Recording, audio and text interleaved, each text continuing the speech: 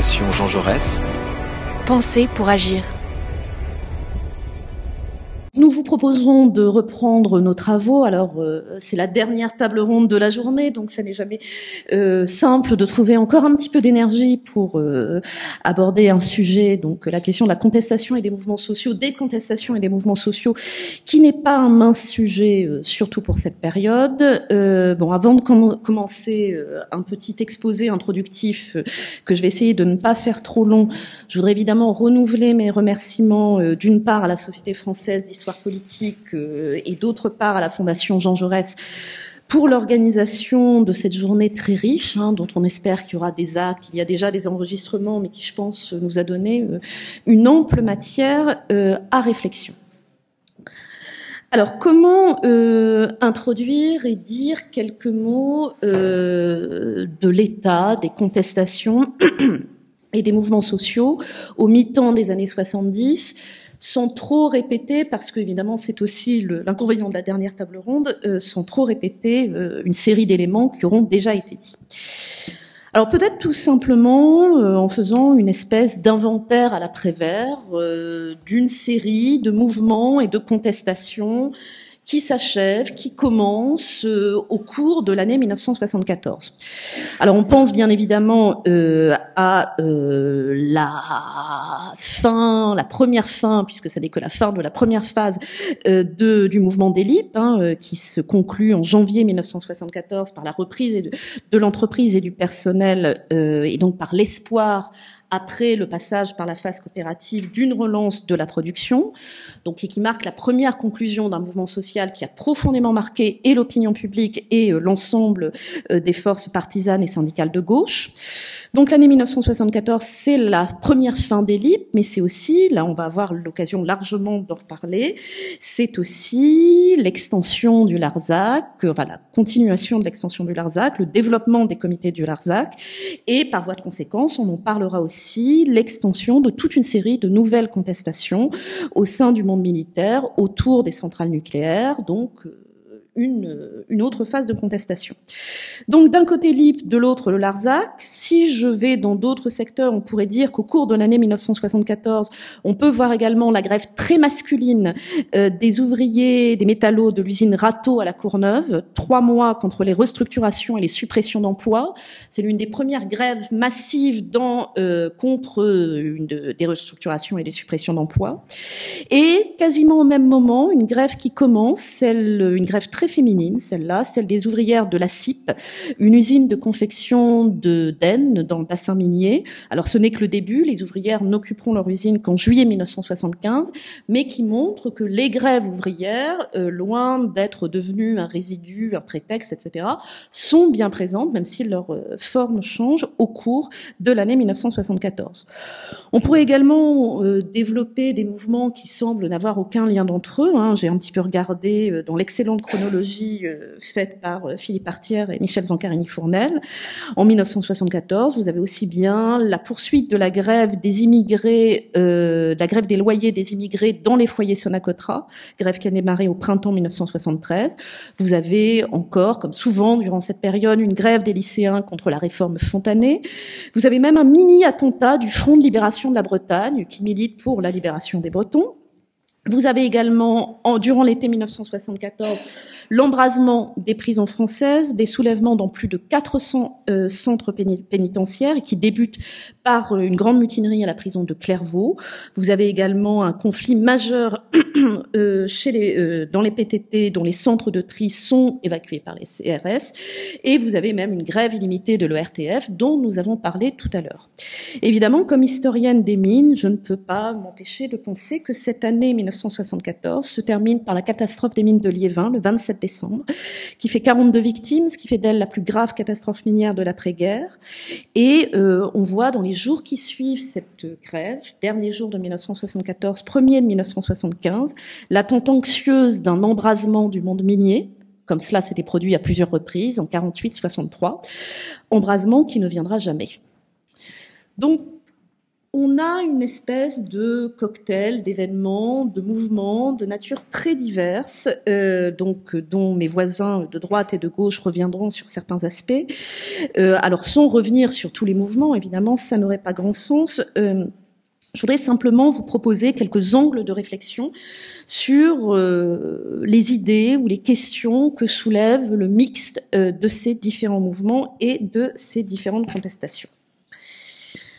Alors la première idée, elle est déjà bien connue, elle a été rappelée, me semble-t-il, par la majeure partie des intervenantes et des intervenants aujourd'hui, et elle est bien connue de l'historiographie, et qu'il convient de nuancer l'idée d'une césure intervenue brutalement au cours de l'année 1974 avec le choc pétrolier et l'irruption de la crise, césure qui mettrait fin à toute forme de contestation, on ne verrait naître que des contestations de crise. Donc il convient de très fortement nuancer cette idée qu'en 1974, tout se rompt et tout se modifie d'un seul coup. Bien sûr que non. Alors l'historienne de la désindustrialisation, que je suis aussi à mes heures, dirait que cette idée est fausse d'abord parce que les notions de crise industrielle et les inquiétudes qui les accompagnent, notamment pour l'emploi, sont bien antérieures à l'année 1974. Il faut rappeler que l'une des premières grèves dont on pourra reparler peut-être à propos du Larzac, qui exprime ces inquiétudes, et la grève des ouvriers des mineurs de Decazeville, donc dans l'Aveyron en 1961-1962. Donc manière de dire que dans certaines zones d'industriels lourdes, dans certaines zones rurales, l'inquiétude pour l'emploi, pour l'avenir était déjà bien présente. Et dès la fin des années 60, je vous rappelle que la NPE est créée en 1967, cette inquiétude, elle se répand dans des secteurs bien plus larges de l'industrie textile du Nord aux usines de Seine-Saint-Denis. Donc d'une part, si on veut nuancer l'idée de la crise, au fond, les formes de crise, elles interviennent avant 1974. Nuancer l'idée d'entrée immédiate dans des contestations de crise, pourrait-on dire, revient aussi à dire, là aussi je m'appuie sur ce qu'ont largement développé les directeurs de l'ouvrage sur les années 68, donc il convient évidemment de noter que en 1974, la séquence des années 68 est loin d'être entièrement refermée. C'est-à-dire qu'on est depuis longtemps sorti de cette idée que, au fond, 68 s'enfermait dans les événements de mai-juin 1968, ce qui est en plus une perspective extrêmement franco-française. Et on voit bien dans ces années 73, 74, 75 que, au fond, toute une série d'acteurs et d'actrices des années 68, les chrétiens de gauche, le PSU, la CFDT, la myriade d'extrême gauche, toute une série de questions continue à être portée par les espoirs, par les attentes, par les éléments qui ont travaillé les années 68, et par l'espoir, et ce sera aussi une des questions qu'on pourrait poser, d'un changement et d'une possibilité, d'une contestation et d'une sortie ou d'une inflexion possible du capitalisme beaucoup radical. Je pense par exemple à ce que dit le syndicaliste Charles Piaget à propos de l'IP, donc l'année 1974. Il faut dire calmement, dit-il, que les licenciements ne sont pas une fatalité, qu'un autre type d'économie est possible et que les travailleurs, un jour, parviendront à l'imposer. Donc tout espoir n'est pas terminé au cours de l'année 1974 et on n'est pas du tout, il ne faut pas faire une construction rétrospective qui voudrait que tout cela soit clos au cours de l'année 1974.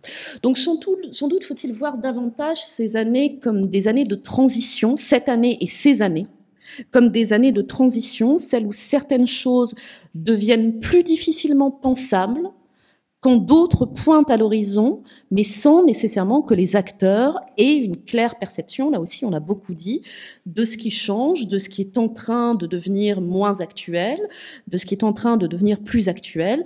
Tout cela forme une série qui rend sans doute l'année 1974 intéressante, mais qui est encore loin d'être complètement discernable si il est possible de discerner clairement des années.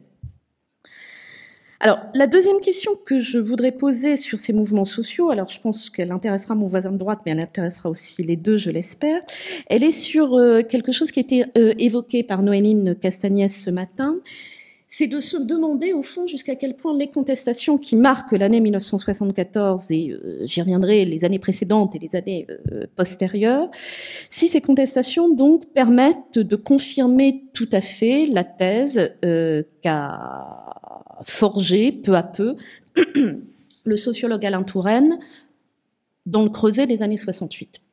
Donc cette thèse qui revient à différencier d'anciens et de nouveaux mouvements sociaux, elle va avec la thèse qu'a commencé à élaborer au même moment Alain Touraine, en 1969 exactement, sur le passage d'une société industrielle à une société post-industrielle. Bon, sans revenir sur, on pourra y revenir si vous voulez dans les questions sur les théorisations d'Alain Touraine, disons que pour le dire rapidement, la thèse d'Alain Touraine est que l'entrée dans la société post-industrielle signifierait également l'entrée dans un nouveau type de société où la communication ainsi que la production et l'accumulation des connaissances auraient plus d'importance que l'échange économique. Nouveau type de société qui donnerait naissance à d'autres types de mouvements sociaux où la classe ouvrière et le mouvement ouvrier céderaient la place à d'autres acteurs contestataires comme les femmes, les étudiants, les mouvements écologistes, les groupes ethniques opprimés, les groupes de consommateurs et tout particulièrement, dit Alain Touraine, le mouvement antinucléaire. Donc, on peut se demander à partir de là jusqu'à quel point Alain Touraine a raison, c'est-à-dire jusqu'à quel point cette année 1974 montre ce passage d'anciens à de nouveaux mouvements sociaux, et jusqu'à quel point, au contraire, cette thèse, je pense, peut être, sinon complètement abandonnée, au moins très sérieusement nuancée. Alors c'est peut-être l'historienne qui parle et qui est toujours un petit peu gênée par les thèses un peu trop systématiques de certaines interprétations sociologiques. Alors, si on regarde bien ce qui se passe et si on reprend un petit peu les événements que j'ai mentionnés, d'une certaine manière, c'est en effet pas faux. Noéline Castagnaz l'a rappelé en évoquant les mouvements féministes, les mouvements des jeunes. On pourrait également mentionner la croissance des mouvements écologistes qui vont s'alimenter dans le creuset du Larzac, qui vont commencer à s'alimenter, bon, plutôt après l'année 1974, dans des mouvements de contestation des constructions de centrales nucléaires, dont Cress-Malville et Plogoff seront en quelque sorte les acmés. Et cette idée qu'il y a désormais de nouveaux mouvements sociaux qui occupent la place, elle est par exemple clairement marquée par René Dumont, l'écologiste, lors de sa campagne en 1974.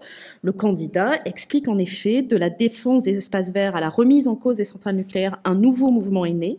Il développe ses luttes à chaque jour en France. Les pêcheurs corses refusent la pollution des bulles rouges. Les agriculteurs du Larzac s'opposent à l'extension d'un camp militaire. Les Parisiens ne veulent pas de la voie express rive gauche. Chaque semaine, dit-il, 10 associations se créent en France pour défendre le cadre de vie. Donc oui, Alain Touraine n'a pas tort. En même temps, il n'a pas entièrement raison. Et je suivrai là mon collègue Xavier Vignat, qui a bien démontré dans sa thèse et dans d'autres travaux que les formes d'insubordination ouvrière telles qu'elles se sont manifestées au cœur des usines à partir des années 68 continue bel et bien à être active en 1974, portée par le jeu entre les organisations ouvrières traditionnelles, Parti communiste et CGT, et le jeu des nouveaux groupes militants et syndicaux, portée par des revendications sur qui ne sont plus simplement d'augmentation de salaire, mais qui concernent les formes de vie au travail, mais portée également par des inquiétudes nouvelles, en effet, sur la préservation de l'emploi et la crainte du chômage. Donc, ces formes de conflictualité ouvrière, bon, alors, c'est un peu comme mai 68, qu'il ne faut pas oublier et dont il faut bien montrer qu'elles sont encore bel et bien au cœur du jeu, me semble-t-il, au cœur des années 70. Elles sont pas simplement le fait des nouveaux secteurs industriels, comme aimait à le penser Touraine, mais même dans les mines, par exemple, en Lorraine, en 1971, les mineurs lorrains de Folquemont séquestrent leurs 3 ingénieurs pendant quelques jours, menacent de brûler la direction générale, etc., etc., etc. On envoie des cocktails Kalachnikov dans les mines du Pas-de-Calais, donc tout ça, même dans les secteurs dits traditionnels, s'agite aussi. Donc je pense peut-être que au lieu de voir dans l'année 1974 une idée d'opposition entre nouveau et mouvements sociaux, ou l'idée que le nouveau effacerait tout à fait l'ancien, moi ce qui me frappe en regardant ces années-là, c'est plutôt le fait Et peut-être que c'est pour ça, enfin je lance l'hypothèse, c'est comme ça qu'on pourrait le mieux les caractériser, le fait que ces années sont des années de circulation, au contraire d'intense circulation, entre l'ancien et le nouveau, si on tient véritablement à ces catégories. C'est-à-dire qu'il me semble que dans des mouvements comme le mouvement des LIP ou le mouvement du Larzac, on voit bien que des divisions anciennes entre ouvriers et paysans, entre militants et paysans, entre ouvriers et militants, s'abolissent pour un temps et qu'on parvient autour de ces deux mouvements sociaux à créer des espèces de configurations sociales et politiques qui balaient un petit peu un certain nombre de divisions anciennes. Je suis frappée aussi par le fait que on ne peut pas d'un côté dire il y a les mouvements, enfin je sais très bien que c'est très à la mode depuis 30 ans, mais on ne peut pas dire que d'un côté, il y a les revendications sociétales et de l'autre côté, donc liées aux minorités, aux droits des femmes, aux immigrés, etc., et de l'autre côté, les revendications ouvrières. Ce qui me frappe, là encore, au cœur de ces années 70, c'est que les unes et les autres circulent, que les ouvrières de la CIP que j'évoquais au début mettent en place, lorsqu'elles occupent les usines, lorsqu'elles mettent en place des formes d'occupation d'usines qui permettent aussi aux mères de s'occuper de leurs enfants, mettent en place des formes de féminisme pratiques. J'observe que c'est durant ces années que commence à se politiser une série de questions majeures concernant la sécurité et la santé au travail. C'est par exemple en 1972 que les ouvriers marocains de Penaroya à Gerland se mettent en grève pour protester contre leurs conditions de travail, et notamment leurs problèmes d'intoxication au plomb. J'observe également que la question des rapports entre identité ouvrière et identité immigrée se pose à plein, par exemple, lors de la grève des ouvriers d'un des ateliers de Boulogne-Billancourt au printemps 1973, grève immigrée aux yeux de l'extérieur, mais grève qui, pour ses protagonistes, est bien une grève des droits et de l'égalité des salaires. Donc circulation des revendications, circulation des acteurs et circulation enfin des répertoires d'action.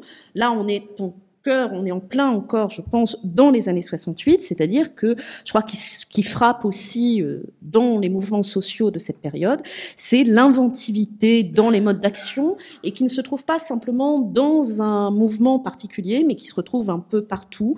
Les séquestrations de patrons ou les séquestrations diverses et variées sont une modalité qui se répand beaucoup. Le renvoi des livrets militaires au Larzac, l'occupation des parcelles ou l'occupation des usines, l'occupation des parcelles au Larzac, l'occupation des usines dont les usines se produisent, la saisie des matériels, la volonté de formes d'autogestion et de reprise en main de la production qui se retrouve chez les LIP dans toute une série d'usines en Wallonie comme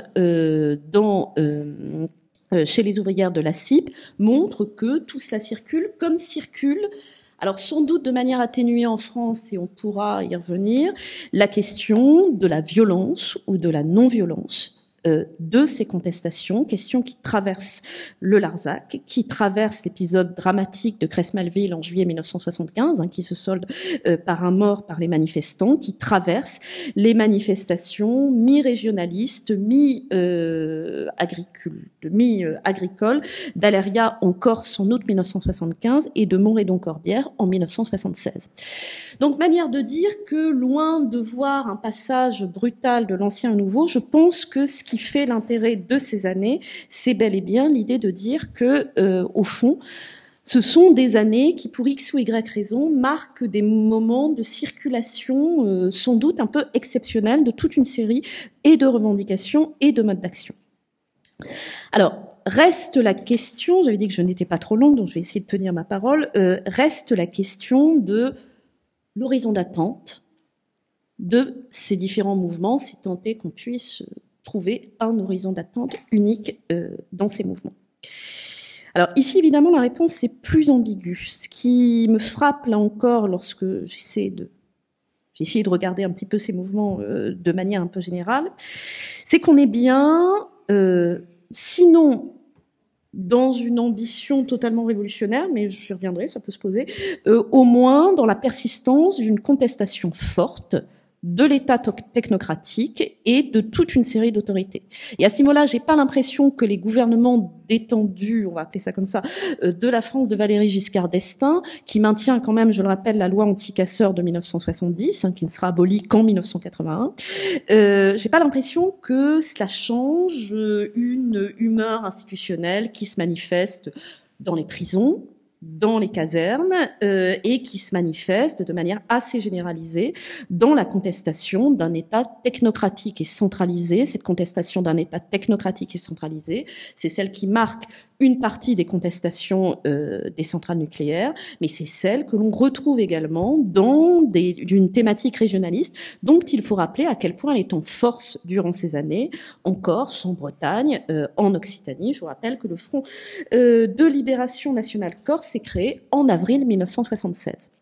Donc cette contestation générale de l'État technocratique et des autorités, elle me semble bien présente, comme me semble bien présente, alors c'est l'année des assises du socialisme, mais comme me semble bien présente aussi toute une série de forces politiques, je pense par exemple au PSU, de forces syndicales, je pense à la CFDT, qui poussent encore à ce moment-là dans le sens d'une volonté de transformation, sinon révolutionnaire, au moins radicale, des formes du capitalisme. C'est ce que fait par exemple le PSU dans son manifeste de 1973, contrôler aujourd'hui pour décider demain, où il met l'accent sur les forces sociales en mouvement dans les territoires et dans les entreprises.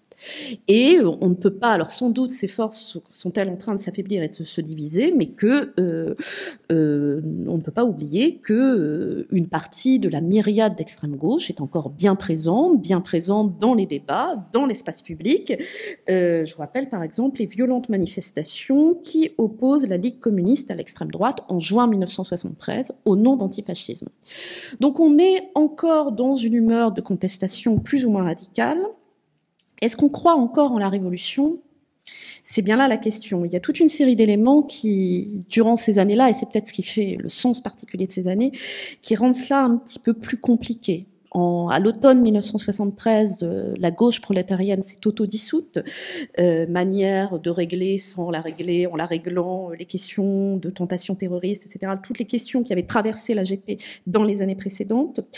En 1975, Jean Pasqualini fait paraître Prisonnier de Mao, 7 ans dans un camp de travail, ce qui, après l'ouvrage de Simon Leys en 1971, contribue à faire perdre son aura à ce qui avait été l'un des grands espoirs de l'époque, le maoïsme. Et enfin, en 1974, Dominique Castagnez l'a rapporté ce matin, paraît en français L'archipel du Goulag, qui acte le début de la fin, là pour le coup, de la croyance dans l'illusion, l'espoir, vous appelez ça comme vous voulez, communiste.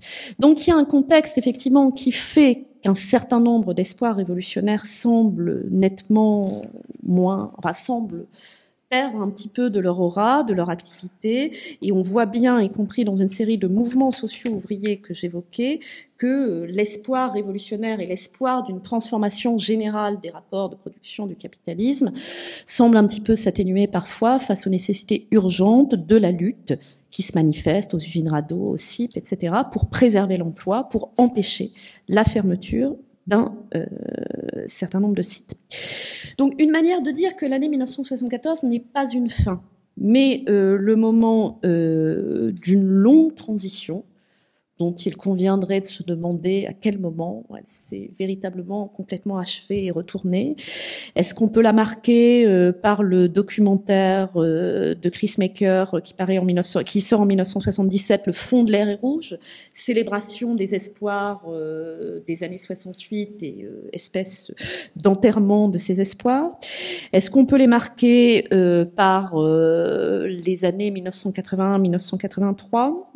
Est-ce qu'on peut les marquer par les grèves de Denain-Longwy en 1978-1979, grève massive dans la sidérurgie française, grève des sidérurgistes qui luttent pour sauver leurs emplois et leur outil de travail, mais grèves qui, cette fois-ci, décidément, s'inscrivent dans une autre configuration.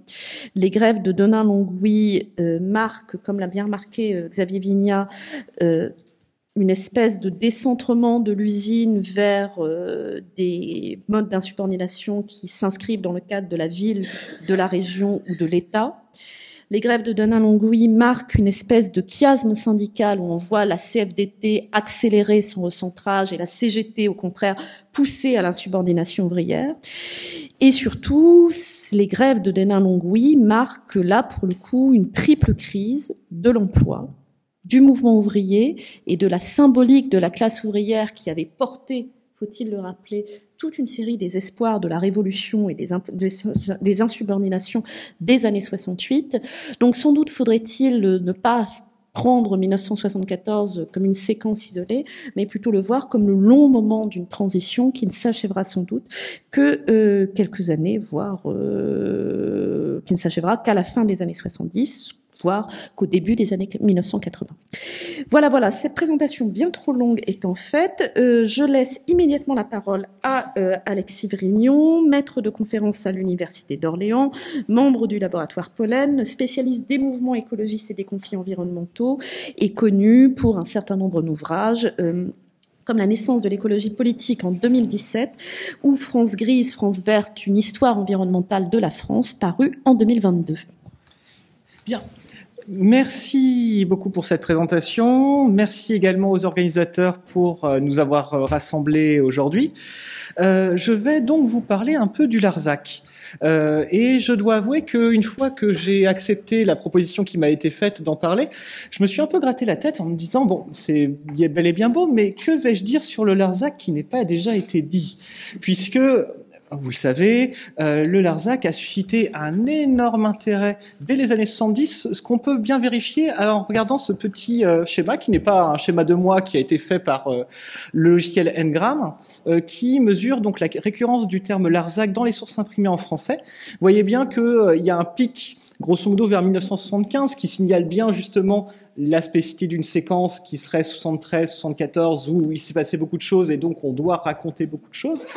Et bien par la suite, l'intérêt redescend un peu, mais finalement le terme de Larzac reste présent, comme on le voit, de manière plus importante dans les années 80, 90 et 2000 qu'il ne l'a été au préalable. Autrement dit, le Larzac, il est apparu pour beaucoup dans les années 70 à la faveur de la lutte contre l'extension du camp, et il n'a jamais vraiment quitté totalement l'espace public et les mémoires collectives, d'autant plus que les nouvelles luttes altermondialistes des années 90 et les mobilisations des faucheurs volontaires qui en partie étaient enracinés en Larzac, ont contribué à réactiver justement la dimension proprement contestataire et non pas seulement mémorielle du Larzac, et donc là encore suscité, et c'est bien normal, toute une série d'écrits, que ce soit de témoins ou de spécialistes. Je pense notamment à la thèse de Pierre-Marie Terral qui fait bien le point sur la question du Larzac. Mais c'est pour ça que y a un point qui m'a semblé moins travaillé pour l'instant, c'est justement les mobilisations pour le Larzac hors du Larzac, ce que j'ai appelé la cause hors du COS, parce qu'il fallait faire un jeu de mots et que c'était rigolo. Qu'est-ce qui se passe ? Et pourquoi cela peut être intéressant ? Donc, on le sait, c'est bien connu, le groupe central qui va impulser la lutte, qui va la structurer, qui va organiser un peu tout cela, c'est souvent ce qu'on appelle le groupe des 103, autrement dit donc les paysans installés sur place, qui le 28 mai 1972 prêtent un serment, donc de ne jamais céder volontairement leurs terres et donc de rester sur place, résistant donc jusqu'au bout, en tant qu'il pouvait le faire, au projet d'expropriation pour étendre un camp qui, à l'origine, faisait 3000 hectares et dont le projet d'extension visait à le porter à 17 000 hectares. Donc, c'était vraiment une très grosse extension que celle du Larzac. Et donc, de fait, ces 103, notamment portés par une frange plus jeune, modernisatrice, parfois installés de fraîche date, parfois enracinés dans le Larzac, je pense à Guy Tarlier ou à Léon de Maillet, donc, est le groupe qui a suscité le plus d'intérêt sur tout cela. Et l'hypothèse que je voudrais explorer, que j'ai commencé à explorer avec cette communication et que je pense je continuerai après, c'est justement de l'idée qu'il faut sortir un peu donc du COS et sortir de ce groupe des 103 et de sa centralité pour saisir pleinement les mécanismes qui installent le conflit du Larzac dans la durée, puisque c'est l'une de ses caractéristiques. Ça commence en 1970 avec les premières rumeurs confirmées en 1971, et finalement tout cela s'arrête, en tout cas pour une première phase, en 1980, lorsque François Mitterrand, fraîchement élu, prend la décision donc d'annuler ce projet d'extension. Donc c'est un conflit qui dure sur longtemps, et on sait que un conflit social sur une longue durée, c'est quelque chose de délicat à mener pour les acteurs. Il faut justement se mobiliser sur le long terme. Et bien, pour comprendre ces capacités de mobilisation sur le long terme, il faut prendre non seulement en compte ces 103, mais également d'autres acteurs. C'est ce que je voudrais faire ici. En soulignant d'emblée une sorte de paradoxe, c'est que le Larzac était largement inconnu de la peur des gens, probablement en dehors de l'Aveyron jusqu'au début des années 70, et va acquérir une centralité contestataire exceptionnelle dans les années 70. C'est probablement la lutte l'une des luttes des années 70 les plus connues et qui reste le plus dans les mémoires collectives. Pour les conflits qu'on pourrait qualifier de socio-territoriaux, c'est probablement celle qui est la plus connue avec Plogoff, je pense. Cress-Malville, dans une certaine mesure, même si les gens la situent moins, je pense, géographiquement parlant, sans doute. C'est vrai et je pense que c'est ça qui a motivé les organisateurs à me proposer d'intervenir dessus. 1974 est une année particulière pour le Larzac puisqu'elle est marquée par un grand rassemblement du 17-18 août avec peut-être 100 000 personnes sur place dans le cadre de grandes manifestations qui célèbrent notamment la solidarité avec le tiers-monde au travers de grandes moissons et qui sont également connues puisque le 17 août, François Mitterrand est présent sur le Larzac et se fait quelque peu malmener, ce qui implique l'intervention de différentes personnes pour justement lui éviter quelques soucis. Donc, grand raisonnement du Larzac sur 1974 qui commence avant, puisque le rassemblement de l'été 1973 avait été également un énorme rassemblement avec peut-être 60 000 personnes, là encore présentes sur le Larzac. Et donc c'est un peu cette séquence-là, 1973 jusqu'au début 1975, que je voudrais explorer, qui est vraiment cette prise en compte nationale du Larzac par différents groupes qui se structurent à ce moment-là et qui, par la suite, mais ça c'est quelque chose que je ne traiterai pas ici, vont soutenir cette lutte, l'entretenir et vont avoir un rôle important là-dessus jusqu'en 1980, voire un petit peu après.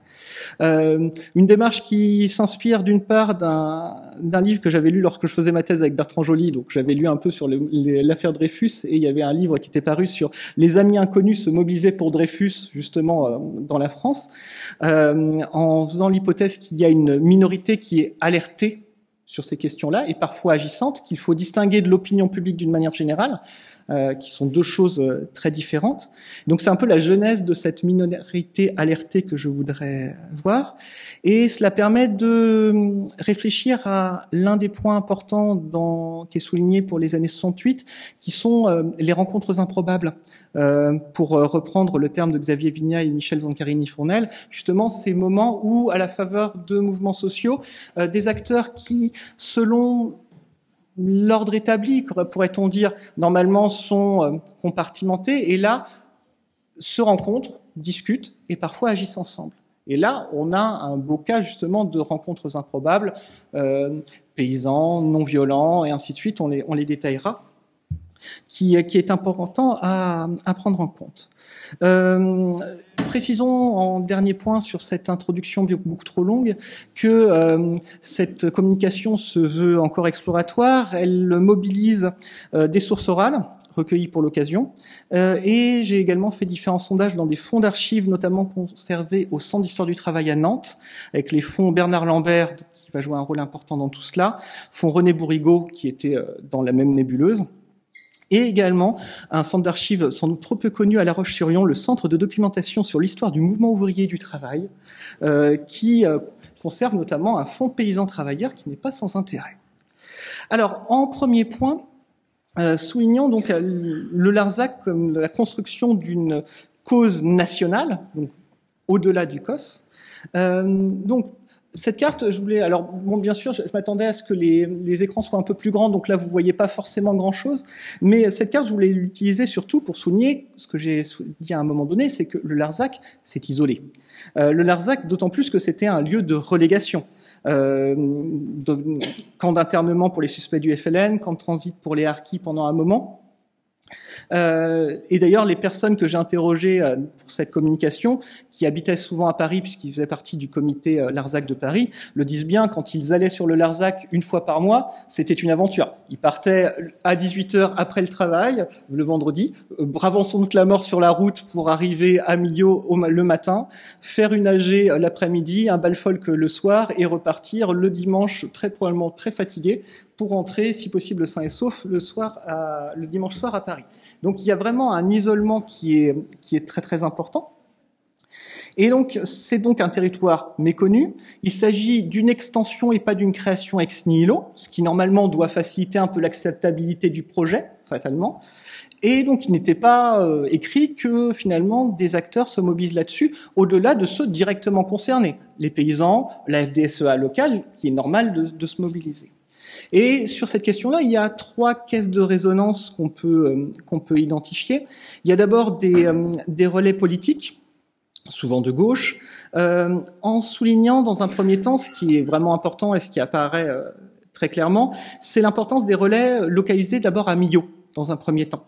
Millau étant à 20 km à peu près du Larzac, qui vont jouer un rôle important pour faire connaître cette lutte au-delà de l'arrondissement, pourrait-on dire, et au-delà des seuls paysans, donc décloisonner la lutte.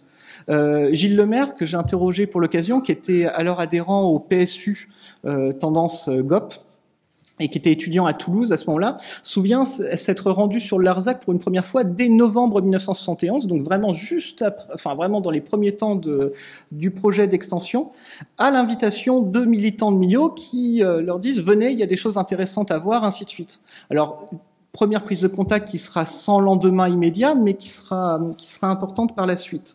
On sait que des maoïstes également de Montpellier vont essayer de s'installer un petit peu sur le Larzac. La greffe là ne prendra pas vraiment.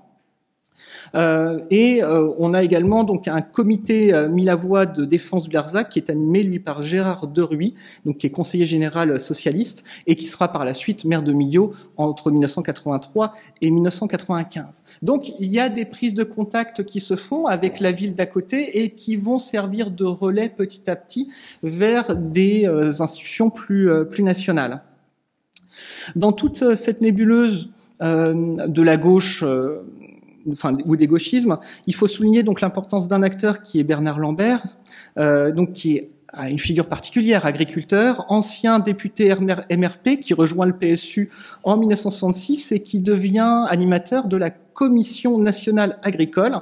Donc il élabore toute une théorie autour de la prolétarisation des paysans dans le cadre de la modernisation.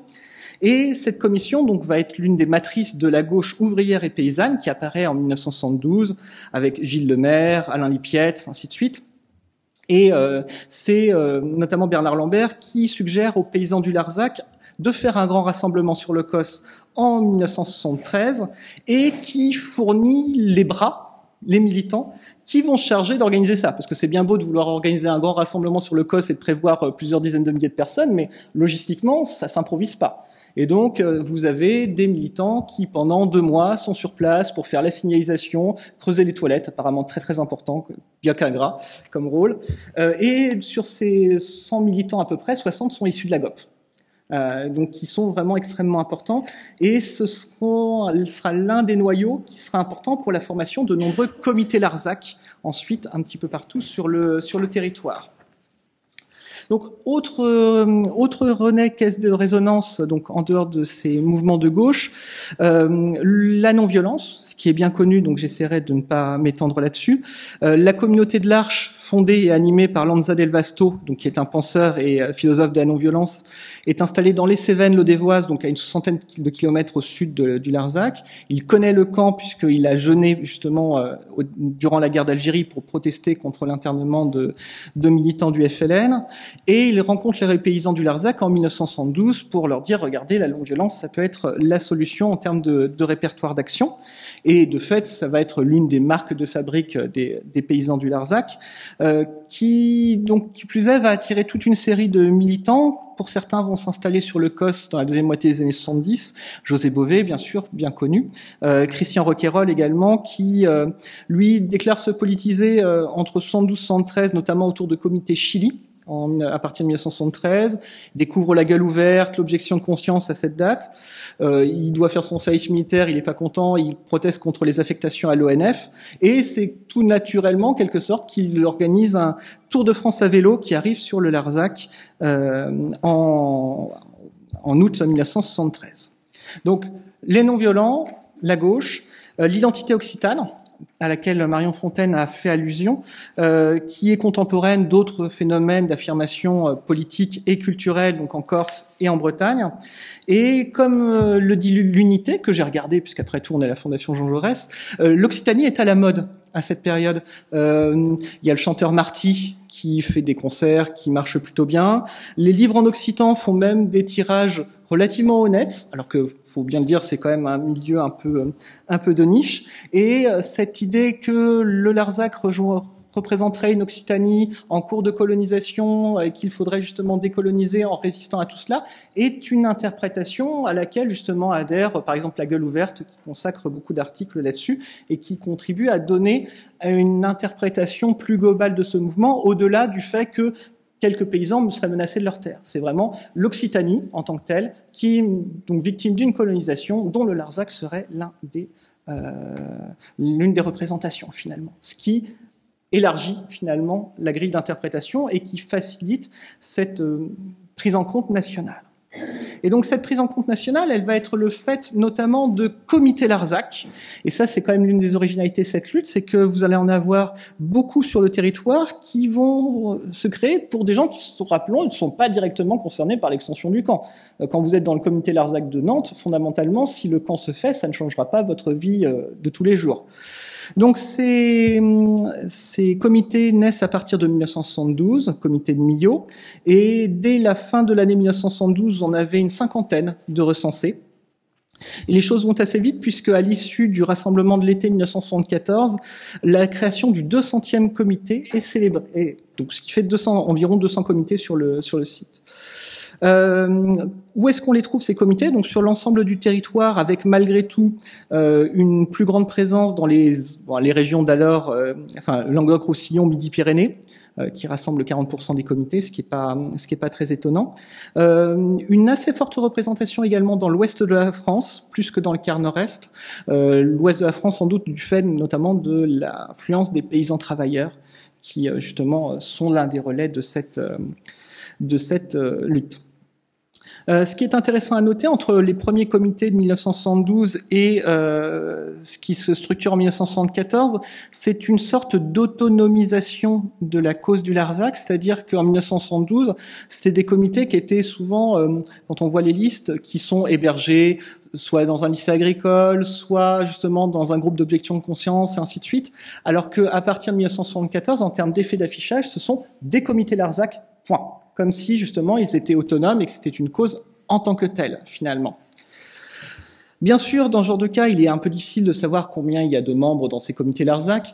Celui de Paris, dont on peut soupçonner que c'était un des plus gros de France, probablement avec Toulouse, on a des chiffres qui sont à peu près de 30 militants actifs, une soixantaine de sympathisants. Et dans d'autres cas, les effectifs sont beaucoup plus modestes. Le comité Larzac de Saint-Quentin, dans l'Aisne, étant animé, semble-t-il, par un seul enseignant, André Bruyère, qui s'est mobilisé autour de la non-violence et a collé des affiches apparemment dans Saint-Quentin toute une nuit pour démontrer que le comité Larzac existe. Donc, qu'est-ce qu'on retrouve dans ces comités Larzac? On retrouve donc une tonalité de gauche, notamment de gauche autogestionnaire, qu'on retrouve beaucoup dans le comité Larzac de Paris, par exemple, et autrement une tonalité non violente et antimilitariste. C'est le cas notamment du comité de Bordeaux, qui apparaît au cours de l'année 1972, qui est lié donc à toute cette mouvance antimilitariste puisqu'il est hébergé au sein du comité de soutien aux objecteurs de conscience, qui est lui-même hébergé dans un local qui appartient à la CNT, qui constitue plus largement un lieu de rassemblement de beaucoup de contestataires sur place. C'est là que José Bové et Alice Monnier découvrent la cause du Larzac, d'abord dans sa dimension antimilitariste. Autre cas de figure assez intéressant pour ces comités de soutien, sur lequel d'ailleurs je voudrais me pencher plus avant par la suite, le Loiret, avec Orléans, puisque on a plusieurs groupes qui vont avoir une importance au niveau national dans l'animation de la lutte, ce qui n'était pas évident, hein. On est dans un département de droite avec une université récente isolée sur Orléans, mais on a une communauté non violente à Orléans autour de Jean-Marie Muller, qui est par ailleurs l'un des animateurs du mouvement d'action non violente, et qui va constituer un point de soutien important pour les paysans, avec notamment aussi donc un groupe qui va soutenir l'action sur laquelle je reviendrai de réduction des impôts de 3%, qui sera à Montargis. Tout cela aussi sous la houlette de Monseigneur Riobé, qui était donc l'évêque d'Orléans, qui était un évêque assez particulier, très progressiste, qui connaît Ivan Illich, qui connaît Don Elbert Camara, donc de la théologie de la libération. Là, vous avez une petite lettre que Monseigneur Riobé envoie à Don Elbert Camara en 74 pour lui dire « Ah, si vous pouvez venir sur le Larzac pour 74, ce serait intéressant », et ainsi de suite. Je vous ai coupé un petit bout où il essaye de faire passer tout cela en disant « Ah, je vous ai soutenu pour un prix, donc grosso modo à charge de revanche ». Donc bref, toute une série d'écosystèmes militants extrêmement particuliers, mais qui vont se mettre en ordre de marche, en quelque sorte, pour soutenir le Larzac. Je pense que là, il me reste à peu près 5 minutes. 5 minutes. Bon, parfait, très bien. Et donc, ces comités Larzac, je vous ai dit à peu près 200, vont avoir un rôle qui va être important, sur lequel je vais revenir. Mais donc l'un des points, c'est bien sûr de coordonner l'action avec les 103. Donc il y aura une assemblée générale chaque mois. Alors rien ne dit que tous les comités avaient des représentants qui venaient chaque mois, mais mine de rien, c'est aussi un engagement qui est assez fort. Et ils entretiennent également un permanent, ces comités Larzac, sur le COS à partir de 1974. Donc un permanent rémunéré pour cela. Et donc, on a une période, vous voyez, 72-74, qui est décisive pour structurer ces comités de soutien, qui conservent des profils bien définis, distincts, mais qui vont travailler ensemble. Et donc, qu'est-ce qu'ils vont faire, ces comités ? Alors, il y a des choses qui sont assez classiques. D'abord, c'est relayer les actions des paysans du Larzac. Par exemple, Alice Monnier et José Bové, jeunes en 1973, à la cathédrale de Bordeaux, en soutien justement à la marche à la montée des paysans du Larzac sur Paris, qui sera interrompue à Orléans. Donc on colle également des affiches. Ça, vous avez une affiche du comité Larzac de Nancy avec donc une réunion débat qui est organisée. C'est écrit en tout petit, mais avec des paysans de Meurthe-et-Moselle et du Larzac. Donc il y a vraiment l'idée d'avoir une présence, d'être de relais de la présence du Larzac un petit peu partout. Ça peut également passer par des manifestations. C'est le cas en mars 1975 avec une journée d'action nationale. Plusieurs milliers de personnes à Paris probablement, 400 à Bordeaux, 1500 à Marseille pour vous donner des chiffres. Et au-delà de ces actions classiques, donc il y a des actions plus originales pour définir ce qu'on pourrait appeler un militantisme à distance en fait. L'action 3% Larzac, dont j'ai parlé, qui est coordonnée par Vincent Roussel, donc depuis Montargis, qui consiste à à inviter les contribuables à retrancher 3% de leurs impôts et à les attribuer aux paysans du Larzac pour financer leurs actions, notamment la reconstruction de bâtiments agricoles. Ce qui est quelque chose justement quand on pense justement nouveaux mouvements sociaux ou pratiques plus anciennes, c'est quelque chose en fait qui remonte à Henri David Thoreau au XIXe siècle, qui revient en France notamment en 1966 à la faveur de la contestation des essais nucléaires en Polynésie, à Mururoa. Et donc combien de personnes cela concerne ? Eh bien, on a peut-être 500 personnes en 1973, 1000 contribuables en 1975, en tout début de l'année 1975, qui confirme justement la centralité de 1974 là-dessus, avec un des épicentres qui est Lyon, avec 140 participants. Ce qui permet notamment de construire la bergerie de la Blaquière, qui est l'un des grands symboles du Larzac, et qui est appelé justement une manifestation en dur, ce que je trouve assez intéressant. Autre mobilisation à distance, là encore, à partir de décembre 1973, donc là on est tout de suite avant 1974, la création d'un GFA, groupement foncier agricole, qui est le fait de tirer parti d'une loi récente qui permet de diviser une terre agricole en un certain nombre de parts, comme des actions, grosso modo, qui peuvent être achetées par des personnes qui seront alors associées. L'avantage étant que s'il y a expropriation, il faut exproprier l'ensemble des personnes qui sont associées. Donc plus vous avez de personnes, plus l'expropriation est difficile. Et cela permet aussi de populariser l'action bien au-delà du Larzac. Là, vous avez parmi les exemples connus le Canard enchaîné qui inaugure sa mare, donc probablement le 30 avril 1974, puisqu'on voit René Dumont sur la photo. Vous avez des sommes extrêmement importantes qui sont recueillies dès 1974. On estime que vous avez environ 4000 personnes qui souscrivent des parts durant toute la décennie, qui sont gérées au sein de 3 GFA, par le père Robert Pirot, qui est un ancien prêtre ouvrier d'Orléans. Donc là aussi, on voit justement les sédimentations militantes qui sont assez intéressantes à prendre en compte. Et autre dimension de militantisme à distance, la diffusion de l'information avec Larzac Information d'abord, qui est plutôt une feuille de liaison, qui se transforme en 1975 en Gardarem le Larzac, donc qui sera une vraie revue qui permettra là aussi à la fois de soutenir l'action et de la diffuser de manière beaucoup plus large. Alors, j'arrive à la fin de tout cela avec 2 petits mots de conclusion ou plutôt de pistes de réflexion autour de ce travail justement de coalition autour du Larzac. C'est d'une part un point qui est intéressant, c'est le degré d'autonomie de ces militants à distance par rapport au 103. Qu'est-ce qu'ils peuvent dire, qu'est-ce qu'ils ne peuvent pas dire, en quoi peuvent-ils exprimer des divergences ou pas. Grosso modo, ils pouvaient en exprimer assez peu. Là, vous avez donc une citation de Bernard Lambert qui parle d'un des leaders guitarliers, qui était un gros exploitant agricole, et je vous ai souligné ce qu'il dit à la fin. Mais l'attaquer bille en tête, c'est se condamner à n'être plus présent sur le Larzac tant il tient la situation en main. Donc, grosso modo, il faut pas dire grand-chose, même si c'est un grand propriétaire et que nous, en tant que paysans travailleurs, on n'est pas forcément pour les grands propriétaires. Donc il y a ce loyalisme des soutiens au 103 qui se vérifie dans le fait qu'il y a eu peu de liens au départ entre les néo-installés comme José Bové ou Christian Roquayrol, avec les comités Larzac. Alors que sociologiquement, politiquement parlant, ils étaient très proches, mais au contraire, ils faisaient quasiment exprès de ne pas se rapprocher trop pour ne pas justement faire craindre aux paysans du Larzac qu'il y aurait une sorte de coalition qui pourrait les marginaliser finalement. Et l'autre point, et ce sera le dernier petite chose que je voudrais dire, c'est que justement, donc c'est intéressant de voir que qu'on a une coalition nationale de groupes, mais le Larzac, eh bien, c'est quand même une exception, puisque en 1975 justement, il y a l'idée que ce modèle du Larzac, on va essayer de pouvoir le reproduire avec l'action des Larzac partout. Avec Fontevraud, avec Canchevert, donc qui sont des camps militaires, ou avec d'autres projets comme Vaumeil qui est un aérodrome par exemple, il y a vraiment l'idée, on a une recette, appliquons-la. Donc liaison avec les paysans, création de comités Fontevraud, action symbolique, on plante des arbres à Fontevraud sur les terrains qui vont être menacés par l'armée, ça ne marche pas.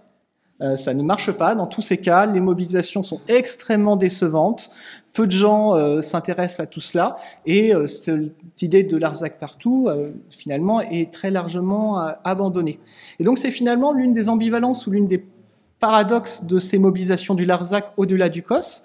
Indéniablement, vous avez des rencontres improbables qui sont nombreuses, qui ont des effets politiques, puisque c'est, à mon sens, l'une des conditions qui permet la longévité de la lutte du Larzac et finalement son succès.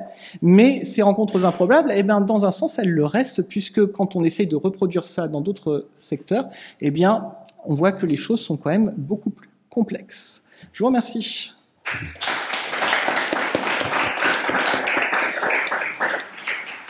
Merci beaucoup. Et sans transition ou presque, mais avec une vraie transition, puisque on va passer, on ne va pas tout à fait quitter la question de l'armée.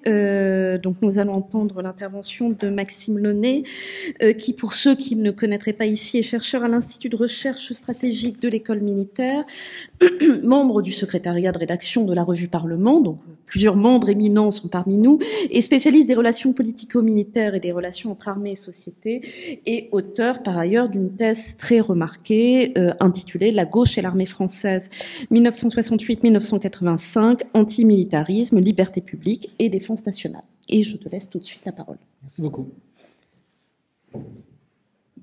Alors, ça a été bien dit tout au long de la journée, et vous l'avez rappelé lors de votre exposé de cadrage.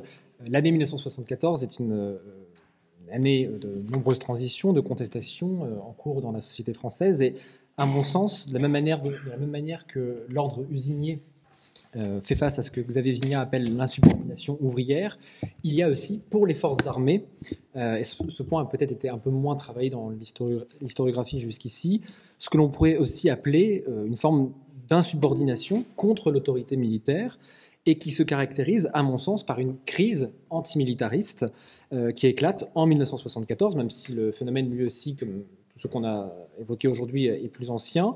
Et c'est un phénomène qui est à la fois plastique, radical, marginal, qui peut être d'une part une opposition à l'existence même de l'armée, et puis aussi qui peut être une forme de réaction, tout simplement, au rôle politique et social de cette institution, au rôle qui peut être réel, qui peut être supposé, qui peut être fantasmé ou qui peut être même redouté. Alors, l'historiographie qui a travaillé sur cette question de l'antimilitarisme a mis en avance récemment au moins 2 éléments qui semblent intéressants d'évoquer ici pour comprendre de quoi on parle lorsqu'on évoque le terme antimilitarisme. D'abord, la temporalité de celui-ci. Vous avez un ouvrage collectif qui a été publié il y a 1 an sur l'histoire de l'antimilitarisme, sous la direction d'Arnaud Hout et Éric Fournier.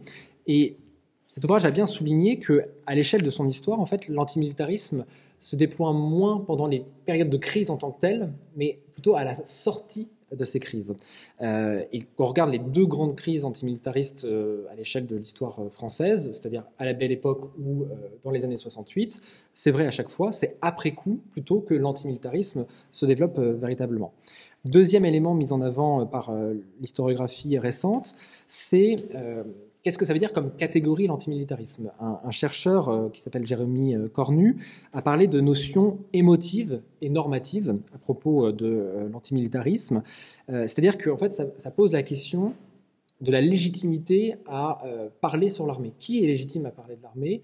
Et dans quelle mesure une critique de l'armée doit être qualifiée ou peut être qualifiée antimilitariste. Et évidemment, du point de vue des autorités, des pouvoirs publics, et en particulier des militaires, il est très facile et très courant de caractériser d'antimilitariste toute personne qui a un discours un tant soit peu critique. Alors, pour autant, il y a donc une grande diversité et de variété d'attitudes à l'égard de l'armée et dans l'opposition à celle-ci, mais il est clair que cet antimilitarisme s'observe d'abord dans les familles des gauches, plus spécifiquement au sein d'une nébuleuse d'extrême gauche, et encore plus spécifiquement, si on raffine, essentiellement, en tout cas c'est là où on retrouve le plus grand activisme, c'est les trotskistes de la Ligue communiste. Sur le plan des sources, il faut tout de suite dire que les historiens ne manquent pas de documents. En fait, dans le cadre de ma thèse, j'ai eu affaire à un continent documentaire, et je crois qu'il y a encore beaucoup de recherches qui pourraient être menées dans le cadre français, mais aussi européen, ou dans une démarche comparatiste. Mais évidemment, elles ne sont pas toutes accessibles au même stade. Rappelons que le Code du patrimoine dispose, il y a pour principe que les archives publiques sont communicables de plein droit. Cependant, il y a un régime de communicabilité qui ensuite distingue certaines catégories de documents, et c'est le cas notamment des documents relevant du secret de la défense nationale, ce qui était le cas lorsqu'on travaille sur ces questions-là. Il faut 50 ans en fait, pour accéder à ces documents de plein droit, et donc la plupart des documents que j'ai utilisés et que je mobilise ici l'ont été par dérogation.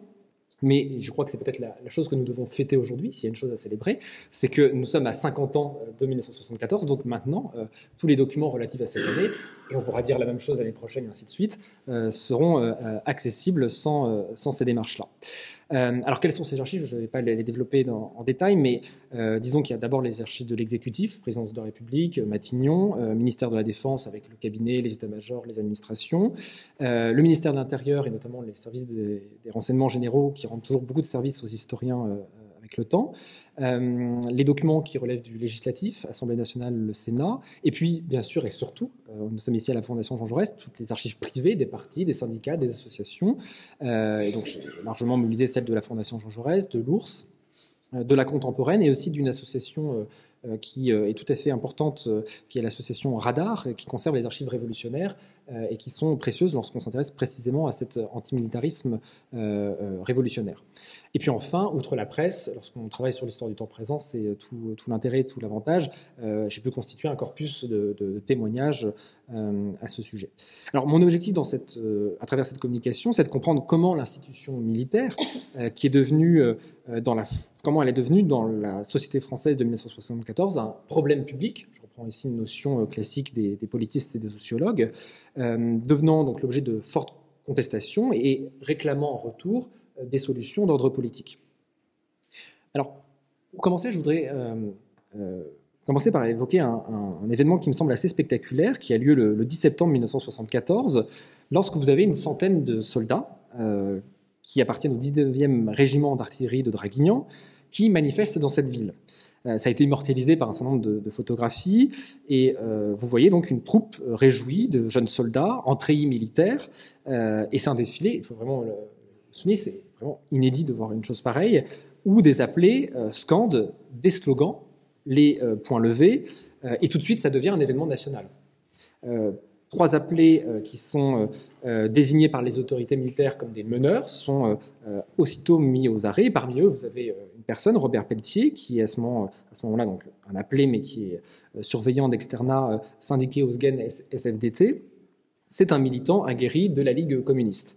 Et celui-ci avait constaté dans ce régiment combien il y avait une ambiance dégradée, où il y avait des petites failles de quotidien, des brimades, qui avaient nourri une forme de protestation larvée dans le contingent, et que cela pouvait déboucher en fait sur une action collective, malgré, il faut bien le dire, on est quand même dans l'armée, le risque de sanctions et la répression plus largement.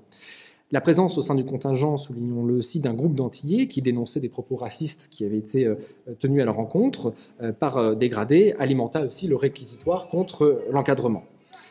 Et Draguignan, qui était une forme de coup d'audace aussi à ce moment-là, qui est loin d'être complètement maîtrisé et préparé, était sans doute symptomatique de l'insouciance que pouvaient avoir ces jeunes de se lancer dans une telle contestation, mais c'est un événement qui prend valeur d'exemple, puisque dans les semaines, dans les mois qui suivent, vous avez d'autres manifestations qui éclatent à Karlsruhe, donc en République fédérale allemande, puisque vous aviez des forces françaises en Allemagne à l'époque, à Nancy, à Verdun, à Lunéville, donc vous l'avez remarqué surtout dans le quart est de la France, mais d'autres formes d'action collective apparaissent un peu partout, qui elles sont restées souterraines d'une certaine manière. Il faut que l'historien aujourd'hui retrouve ces archives pour les observer, puisqu'évidemment à l'époque ça ne sortait pas dans la presse. Vous avez par exemple des refus de déjeuner au réfectoire par les appelés dans un régiment à Chambéry. Vous avez le refus de se présenter à la levée des drapeaux à Morhange. Vous avez le refus de participer aux activités militaires d'une journée à Nice, le refus de reprendre le travail sur le porte-avions Clémenceau, ou encore une occupation de locaux à Karlsruhe. Et tout ce que je vous dis là, c'est 73, 74, 75. Et donc, ce qui change véritablement dans cette séquence 73-75, qui est vraiment le moment de cette crise antimilitariste, c'est qu'en 1974, vous avez une apparition massive de comités de soldats, donc qui sont des comités clandestins, illégaux évidemment. Des tentatives avaient existé par le passé, mais elles n'avaient pas fonctionné, y compris très ponctuellement en 68.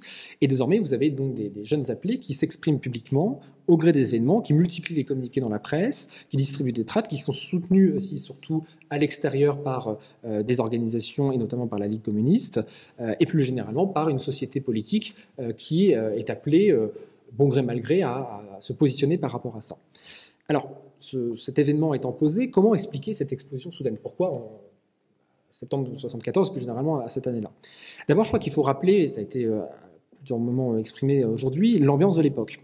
Au printemps 1974, lorsque Georges Pompidou meurt, les gaullistes lèguent plus de 15 années au pouvoir une politique de défense qui a été profondément transformée, cherchant à la fois assez difficilement à tourner la page de la guerre d'Algérie, tout en apportant des réponses qui se veulent très volontaristes pour asseoir le statut de grande puissance de la France.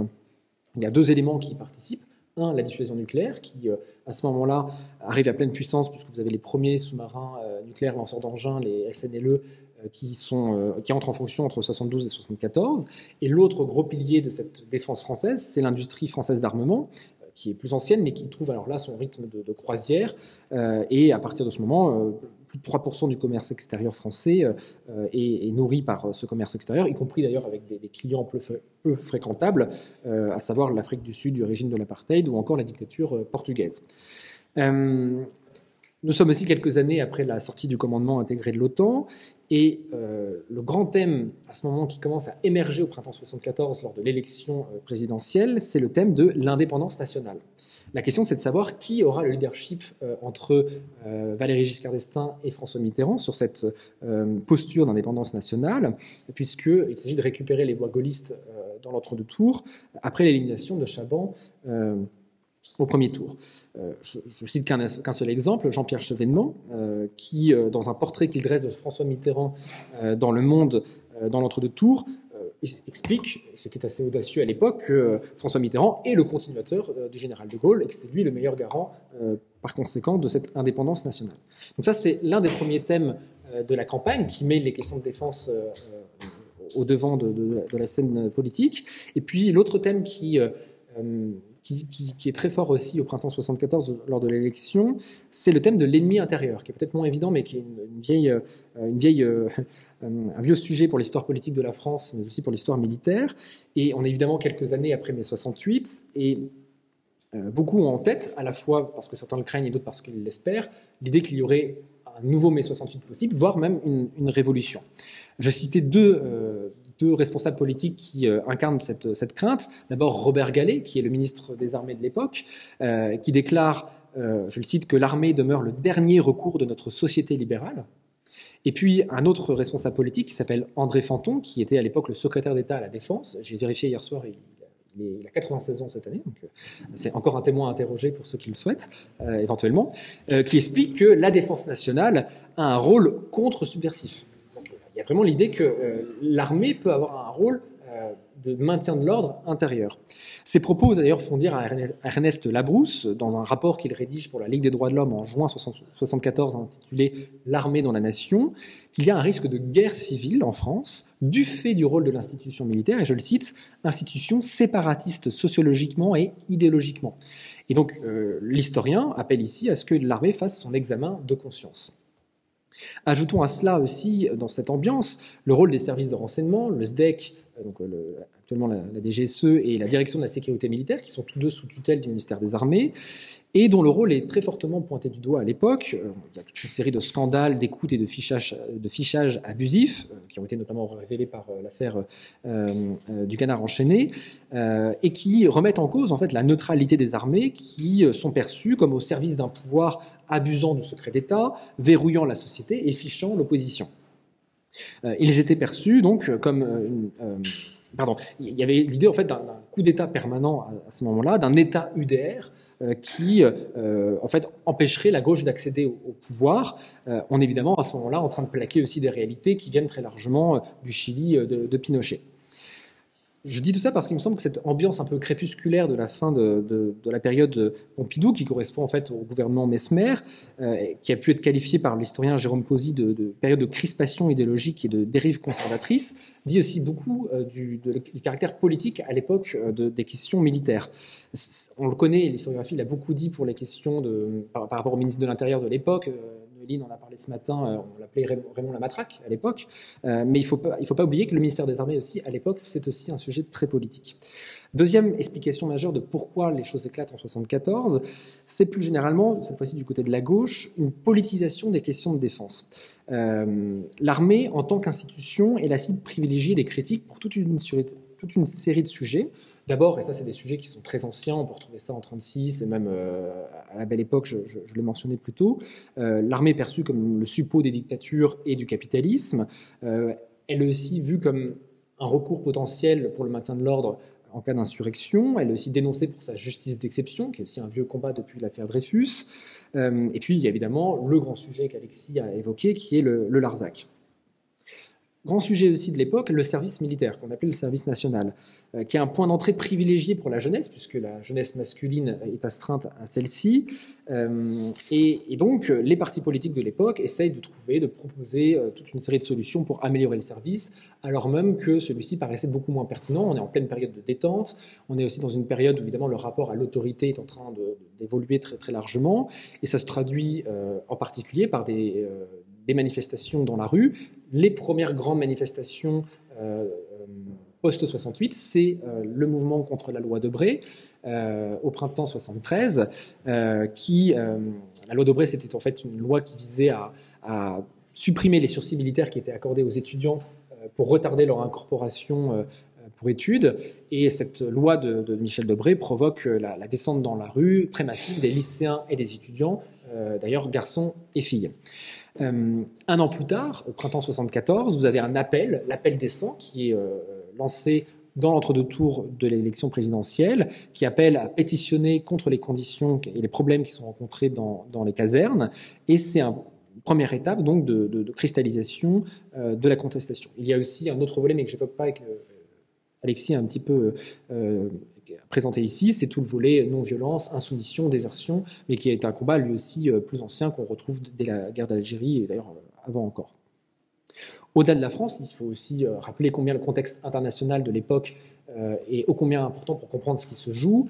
Judith Bonin l'a aussi évoqué. Il y a le coup d'État au Chili, il y a la situation portugaise, et puis aussi, et bien sûr, la guerre au Vietnam, qui est un élément de mobilisation important pour la jeunesse. Et puis enfin, la culture antimilitariste de l'époque, qui est assez structurante dans la jeunesse des années 70. On pourrait évoquer Maxime Le Forestier, ses chansons antimilitaristes qui ont un succès phénoménal, et 20 ans plus tard, vous avez des enfants qui s'appellent Maxime, c'est pas pour rien. Et puis, on pourrait aussi évoquer, puisque Bernard Pivot est décédé il y a quelques jours, l'émission Apostrophe, qui est créée au tout début de l'année 75, et l'une des premières émissions, et je trouve que c'est assez caractéristique de l'ambiance tout de même, s'intitule « Qu'est-ce que l'esprit militaire ?» C'est une émission d'anthologie, je vous conseille de la regarder si vous le souhaitez.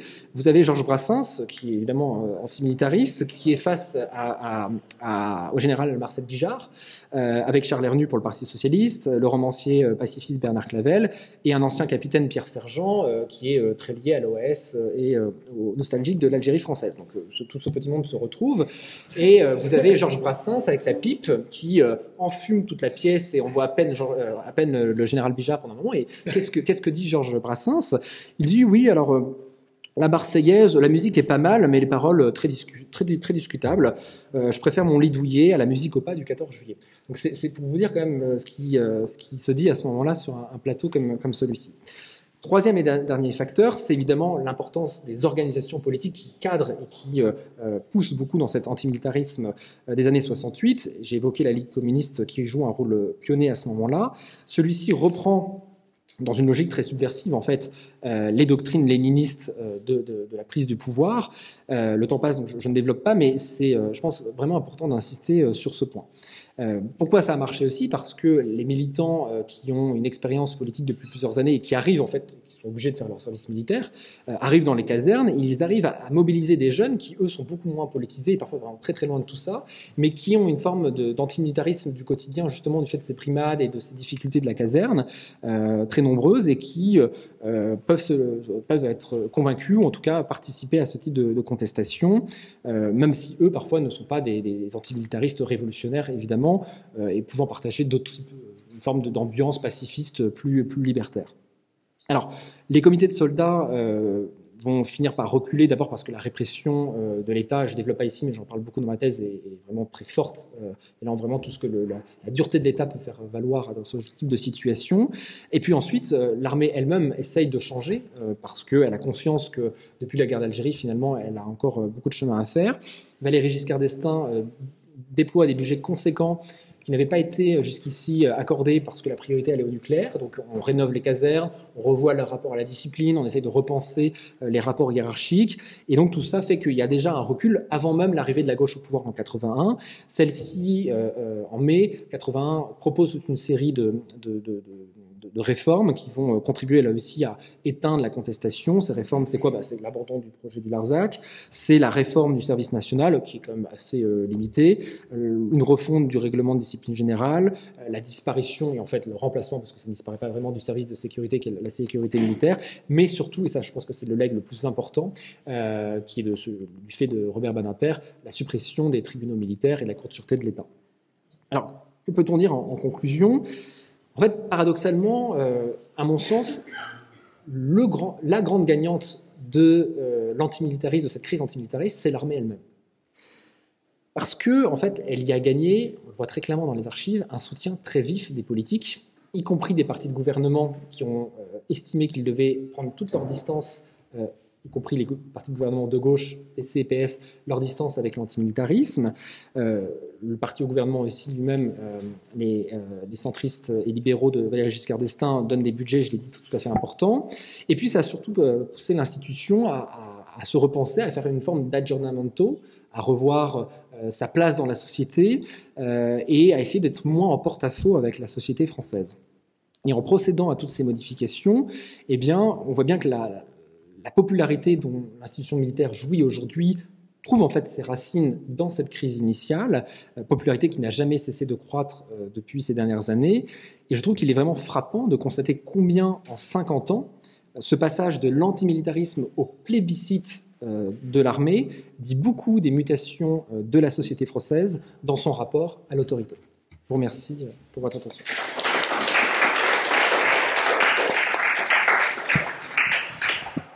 Merci infiniment pour ces deux communications qui donnent beaucoup à penser. Je me tourne vers Thierry. On a une petite dizaine de minutes pour... Oui ? Pour quelques questions. Merci. C'est moins une question qu'une remarque pour Alexis. D'ailleurs, ça va dans le sens de ce que Marion disait juste avant. Dans les actes du colloque LIP qui vont paraître à la fin de l'année, il y a un article de Pierre-Marie Terral intitulé, j'ai plus le titre en tête, LIP et Larzac, même combat, dans lequel il revient sur, alors les mots sont de Lambert lui-même, sur le mariage des ouvriers et des paysans lors du premier rassemblement de 1973. Et il revient, et c'est très intéressant, sur tous les points communs. Et il y en a vraiment, j'étais sûr, enfin, avant le colloque LIP, un grand connaisseur de la lutte qu'il y a eu au Larzac, sur les points communs qui sont nombreux, qu'il y a eu le terreau chrétien, le rôle des femmes, qui dans les deux cas est assez intéressant, l'autogestion et aussi le basculement dans l'illégalité à un certain moment des deux combats d'ailleurs. Et voilà, ça paraîtra cet hiver dans la presse universitaire de Franche-Comté. Merci. Oui, une autre question ici.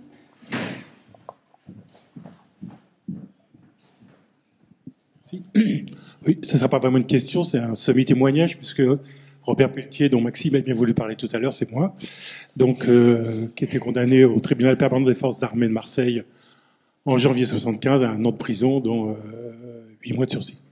Voilà, donc, comme j'ai un peu travaillé avec Maxime, je me suis bougé le cul depuis Bourges pour venir écouter ce qui se disait. Et puis, je voudrais juste faire, parce que je pense que tu as dit beaucoup de choses qui sont super. Un seul point comme j'ai pas lu ton ouvrage final, il y a un point sur lequel il n'est pas revenu là, qui me paraît important, parce qu'en plus, c'est d'où l'anniversaire, c'est la question de l'Algérie.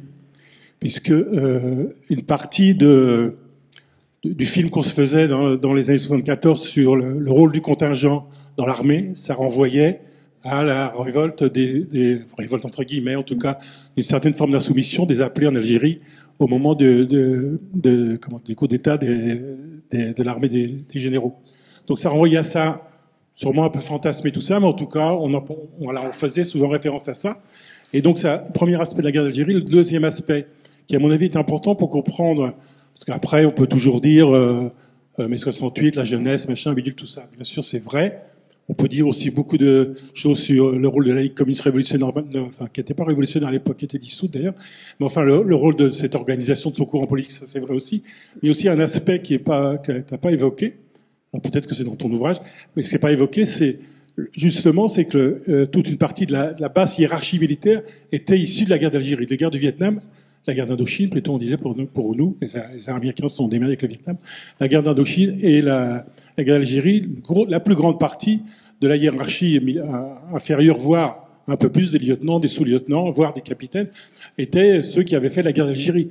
Et évidemment, le rapport qu'ils avaient, les rapports hiérarchiques, c'est des mots évidemment qui n'ont pas beaucoup de sens, mais en tout cas, la façon dont ils malmenaient les appelés a été un élément essentiel. C'est évoqué sur l'affaire des Antillais de Draguignan, mais c'était un phénomène général, puisque un des éléments forts de révolte, de révolte élémentaire, alors après, antimilitariste, c'est toujours un peu compliqué, mais de révolte élémentaire des soldats, alors, ce que je veux dire aussi, c'est que on n'a pas tout manipulé, il y avait aussi des choses qui venaient de la révolte élémentaire et qui posaient quand même la question de ce qui a été évoqué ici, c'est le rôle de la hiérarchie, le rôle de l'enfermement, de l'embrigadement, qui n'a pas été non plus évoqué, mais qui sont là des éléments de crise généraux, mais qui, dans le cadre du fonctionnement de l'institution militaire, étaient évidemment très renforcés, très forts, et qui fournissaient un élément de révolte, je dirais, élémentaire, immédiat, et sur lesquels il était, entre guillemets, facile, pas toujours, entre guillemets, facile d'aller plus loin et de poser des questions et d'organiser des mobilisations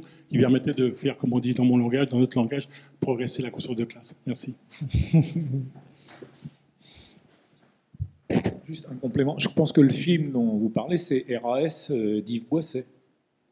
Non, vous avez pas bon. Non, mais il y a un film qui est sur la guerre d'Algérie, qui est voilà. Mais juste avant, voilà. C'est des choses comme ça il y a un film excellent qui est sorti, un documentaire qui a été fait, qui s'appelle Bon service militaire, qui reprend un peu toutes ces histoires dans lesquelles aussi il part de ce que nous avons pu faire. Et qui date de quand Alors là, c'est récent, c'est 10 ans. C'est Bon service militaire, ça se trouve sur Internet. Non, c'est le documentaire. Bon, je suis tout à fait d'accord, évidemment, avec ce que tu dis, Robert, et c'est des points qui sont tout à fait importants. L'Algérie est évidemment dans toutes les têtes, à la fois et surtout du côté des militaires, mais aussi d'une partie des militants politiques de l'époque qui ont la crainte de ce coup d'État, comme il y avait pu avoir un putsch des généraux, une tentative de putsch des généraux en 61. Les historiens ont assez progressé ces dernières années sur ce sujet. Il y a eu une thèse qui a été soutenue à la Sorbonne de Marius Loris, qui a fait une thèse sur l'indiscipline, l'insoumission pendant la guerre d'Algérie. Et justement, celui-ci termine dans le livre qu'il a publié assez récemment au Seuil, termine en disant que la continuité de ces contestations pendant la guerre d'Algérie, on les retrouve précisément 10 ans plus tard à travers les comités de soldats et les mouvements. Donc c'est tout à fait frappant. Évidemment, la génération n'est plus la même. Par exemple, un Krivine et se mobilise pour la guerre d'Algérie. 10 ans plus tard, c'est un sujet qui est important pour lui, mais c'est pas lui qui, évidemment, dans les casernes à ce moment-là. Et puis, s'agissant de l'encadrement, du petit encadrement, c'est vrai que c'est très frappant. Je pense que ça demande aussi un travail sur le plan des archives, de regarder très précisément les carrières de ces petits gradés qui sont passés par l'Indochine et l'Algérie. Je vais publier le mois prochain dans la revue de Sciences Po, Histoire @politique, un article sur ce que j'appelle le dernier bagne de l'armée qui se trouvait à Fort-Eton en Savoie. Et ce qui est très frappant, c'est au regard des pratiques tout à fait choquantes de violence qui s'y déployaient. Ce qui est frappant de voir, c'est que les petits cadres de ce bagne en France, en Savoie, étaient des anciens de l'Indochine. Qui étaient évidemment complètement dans cette logique-là d'une violence extrême et avec des pratiques qui étaient elles aussi importées de ce qui avait pu être fait en Algérie. Alors, pas au point de torturer, etc., je précise, mais il est clair qu'il y a toute une série de sujets comme ça qui correspondent à ce que tu dis. J'avais une question pour toi, Maxime, très rapide. J'imagine que la réponse est oui, mais tu vas me confirmer, peut-être nous donner des éléments complémentaires. Est-ce qu'on peut considérer que les mobilisations qui ont lieu dans le cadre des mouvements lycéens, quelque part, acculturent un peu les appelés à se mobiliser au sein de leur régiment ou dans les comités de soldats ? Oui, absolument. C'est assez net pour ce qui se passe après les mobilisations contre la loi Debré du printemps 74. Il y a d'ailleurs toute une série de notes tout à fait affolées du haut commandement militaire à l'époque, vraiment avec tous les coups de tampon confidentiels de défense, où ils se disent mais mon Dieu, à la rentrée de septembre, on a tous alors évidemment tous ces gauchistes, etc., qui vont arriver dans les casernes, et donc ils font de la comptabilité, hein. Ils disent et donc ils créent une catégorie spéciale qui s'appelle les Q6, qui sont des étudiants des lycéens qui sont fichés en fait, et qui sont attendus de pied ferme par les chefs de corps, et certains sont isolés, ce qu'on appelle les fortes têtes sont même isolés dans des chalets de montagne, ou pour être certain qu'ils ne puissent pas. J'ai rencontré un appelé qui était un militant politique entre le PS et l'AMR, pour ceux qui connaissent, et qui en fait a passé son temps à crapahuter en montagne tout seul, parce qu'on voulait absolument empêcher qu'il crée un comité de soldats. Donc tout ça est évidemment préparé, et on en retrouve encore quelques traces aujourd'hui grâce aux archives de la sécurité militaire qui sont déposées, pas toutes, hein, mais à Vincennes. D'autres questions ? Eh bien, je vous propose de clore cette session. Remercions encore une fois les deux participants et de laisser la place aux conclusions.